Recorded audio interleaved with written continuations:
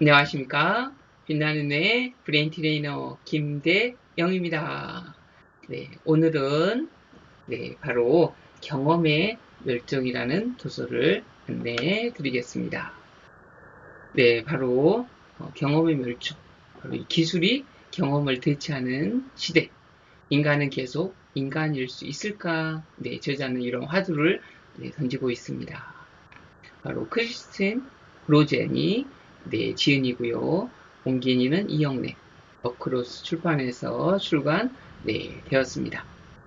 제목만 봐도 어떤 내용이구나 이렇게 조금 느낌이 오시죠. 경험, 우리 이런 4차 산업혁명 시대, 막 이런 생성형 AI부터 모든 것들이 이제 막 챗GPT가 자동으로 다 해주다 보니까 이제 실제적인 그런 경험이 이렇게 오히려 떨어지게 된다. 많은 도움도 되지만 오히려 인간성 상실이라든가 그런 것들에 대한 이런 염려를 이 저자가 이야기하고 있습니다. 그래서 잘 활용하는 게 이제 굉장히 중요한데요. 그런 한번 성찰해 보아야 될 그런 내용들이 아주 좀 잘 나와 있습니다. 자, 1장, 7장으로 나와져 있는데요. 1장, 직접 경험의 내리막이다. 2장, 대면 상호작용이 필요하다. 제목만 봐도 어떤 내용인지 조금 이해가 되실 겁니다.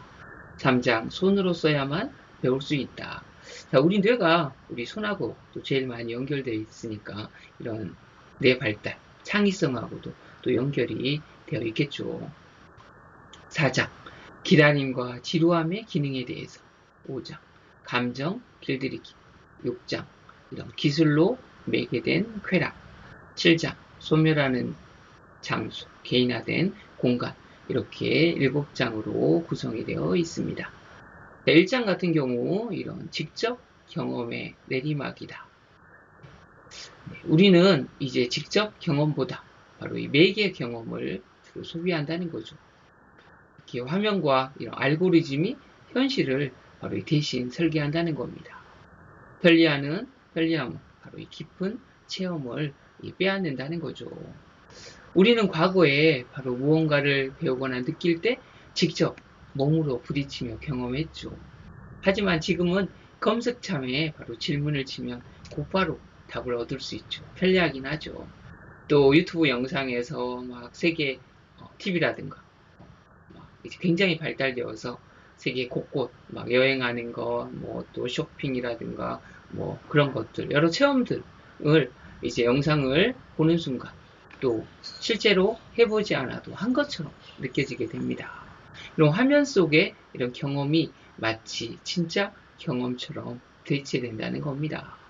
문제는 이런 과정에서 현실을 직접 체험하며 얻는 바로 감각이 사라진다는 점입니다. 편리하고 매끄러운 이런 경험을 쫓는 사이, 바로 불평과 실패에서 배우는 힘도 함께 잃어버리게 된다는 거죠. 기술은 우리에게 이런 시간을 절약해 주지만 어쩌면 동시에 삶의 깊이를 빼앗고 있다는 겁니다. 1장은 바로 이 편리함이 우리의 경험을 얼마나 빼앗고 있는가라는 한번 질문을 던져보게 됩니다. 2장은 대면 상호작용의 필요성이다.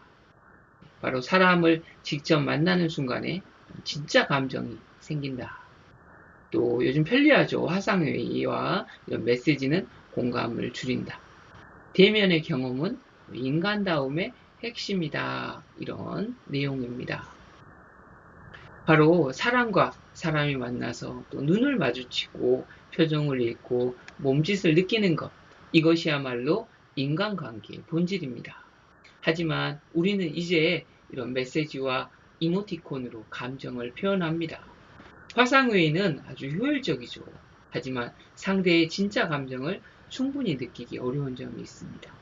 직접 만나 대화할 때 생기는 이런 우연한 배려, 공감의 순간이 점점 줄어듭니다. 기술이 편리하게 만든 소통은 깊은 인간성을 빼앗고 있습니다.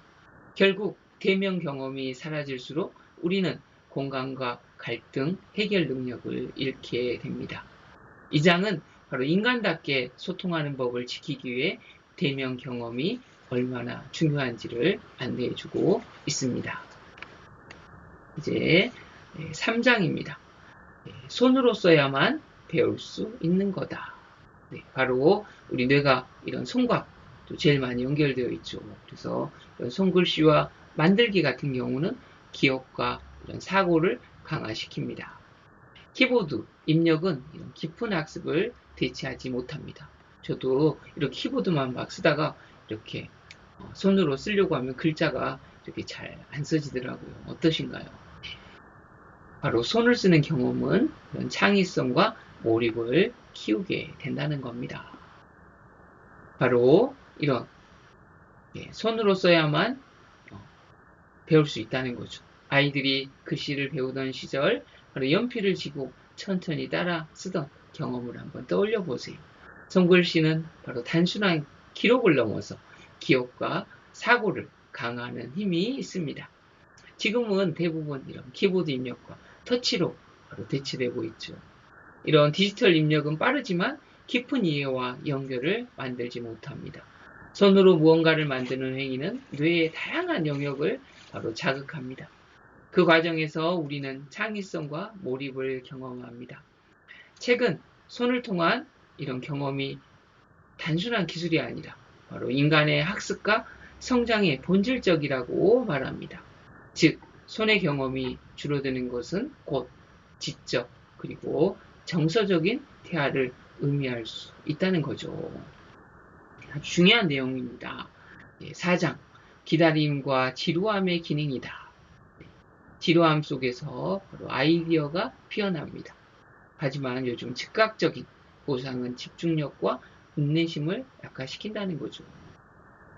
예전에는 뭐 약속 있을 때 또 언제 올지 모르니까 또 막 어쩌면 30분, 1시간 기다려 본 적도 있으실 겁니다. 또 뭐 버스 정류장에서 버스가 언제 오는지 몰랐죠. 그러니까 뭐 또 어떤 문제나 사고가 나면 시간이 오래 기다려야 되고 또 그런 일들이 있었죠. 하지만 요즘은 뭐 버스가 언제 오는지 또 친구가 바로 뭐 1분만 늦으면 이제 다 이런 SNS나 또 전화로 또 다 확인을 하게 된다는 거죠. 바로 이런 디지털 시대는 우리에게 이런 즉시성을 바로 이 선물을 했습니다. 네. 바로 원하는 정보, 상품, 콘텐츠를 단 몇 초 만에 얻을 수 있죠. 하지만 그 대가로 우리는 기다림과 지루함의 경험을 잃어버렸습니다. 아이디어는 어쩌면 지루함 속에서 피어나죠. 깊은 사고는 기다림을 견디는 과정에서 시작됩니다.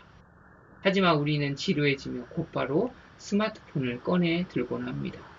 그 결과 집중력과 인내심은 점점 약해지고 있습니다. 이 장은 지루함을 두려워하지 말고 오히려 그것을 창조적 자원으로 바라보라고 강조를 하고 있습니다. 요즘 이런 심신병, 심심하면 못 참는다 그런 이야기도 있고 우리 예전 말에 이런 심심정명이다 들어보셨나요? 심심한 가운데 바른 마음이 생긴다. 우리가 심심함을 이렇게 즐길 수 있어야 될 것 같습니다. 자, 5장은 감정 길들이기입니다. 바로 SNS가 우리의 감정을 바로 조작하고 상품화한다는 거죠. 진짜 감정을 회피할수록 정서적 이런 성숙은 약해진다. 그래서 요즘 뭐 아주 도파민 시대다. 그런 콘텐츠도 아주 많죠. 도파민 뭐 그런 보상, 쾌감 아주 중요한 호르몬이긴 하지만 우리가 거기에 길들여 있지는 않는지 봐야 되겠습니다. SNS는 바로 우리의 감정을 실시간으로 길들이죠. 좋아요 숫자는 곧 인정과 쾌락을 의미하게 됩니다. 사람들은 점점 더 긍정적인 반응을 얻기 위해 감정을 꾸미고 소비합니다. 그러다 보니 실망이나 좌절 같은 깊은 이런 감정을 피하려고 하죠. 하지만 그런 감정들이야말로 이 정신적 성숙을 이끄는 중요한 경험입니다.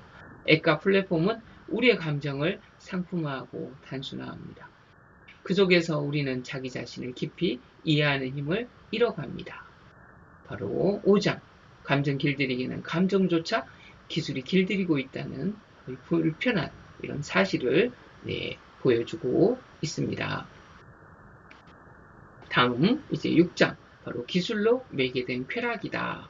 바로 쇼핑, 게임, VR은 즉각적인 만족을 준다는 거죠. 쾌락의 이런 순환 속에서 어쩌면 이런 충만함은 사라지고 있습니다. 우리가 쇼핑몰에서 온클릭으로 버튼 몇 번만 누르면 물건이 바로 오죠.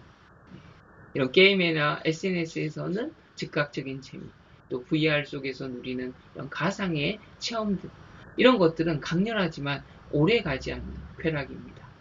쾌락의 순환은 바로 끝없이 반복되고 우리는 또다시 새로운 자극을 찾습니다. 기업들은 바로 이런 욕망의 패턴을 알고 더 강력한 유혹을 설계합니다. 뇌과학자를 이용해서 어떻게 하면 충동적으로 하는지 그거를 이렇게 활용하고 있다고 하죠. 그 결과 우리는 만족을 소비하지만 충만함은 느끼지 못하고 어쩌면 건강하지 못하고 있습니다. 이 장은 바로 기술이 제공하는 쾌락이 결국 깊은 삶의 경험을 대체하지 못한다는 이런 사실을 또 지적을 해주고 있습니다. 이제 마지막 장, 바로 소멸하는 장소, 개인화된 공간이다. 우리가 이런 공공장소의 경험은 줄고 개인화된 공간만 늘어나죠. 어쩌면 이런 화면 속으로 다 들어가고 있습니다. 공동체가 사라지면 사회적 신뢰도 무너집니다. 우리는 서로 연결되어 있고 모두가 서로 도와야 되는 그런 존재죠. 우리는 과거에 광장, 극장, 도서관 같은 공공장소에서 많은 경험을 나누었습니다. 지금도 하긴 하죠. 하지만 지금 대부분 개인화된 이런 온라인 공간 속에 머물러 있습니다. 알고리즘이 나만을 위한 맞춤형 세상을 보여주죠. 편리하지만 결국 다른 사람과의 이런 연결을 약화시키고 있습니다. 이런 공동체적 경험이 바로 줄어들면 사회적 신뢰와 바로 연대도 함께 약해진다는 겁니다. 결국 우리는 점점점 고립되고 사회가 분열됩니다. 7장은 바로 이 장소, 공동체가 사라지는 사회에서 우리는 어떻게 함께 살아갈 것인가라는 질문을 던집니다. 네, 어쩌면 이렇게 잘 알고 있는 내용들, 우리가 앞으로 이런 건강한 사회를 가기 위해서 한번 고민해봐야 할 그런 내용들이 이렇게 잘 나와 있는 것 같습니다. 바로 이런 저자가 말하죠. 경험의 멸종은 피할 수 없는 운명이 아니라 바로 우리가 만든 선택이다. 그리고 기술을 바로 거부하자는 것이 아니라 의식적으로 이런 직접적 경험을 선택해야 한다는 메시지를 주고 있습니다. 네, 아까 걷기, 대하기, 또 기다리기, 손쓰기, 손으로 쓰기 같은 단순한 경험을 지켜내는 것. 바로 그것이 인간다움을 회복하는 길이다. 이렇게 책은 강조하고 있습니다. 네, 오늘 경험의 멸종의 도서 한번 소개해 드렸습니다. 네, 빛나는 뇌 구독, 좋아요, 댓글 부탁드리겠습니다. 감사합니다.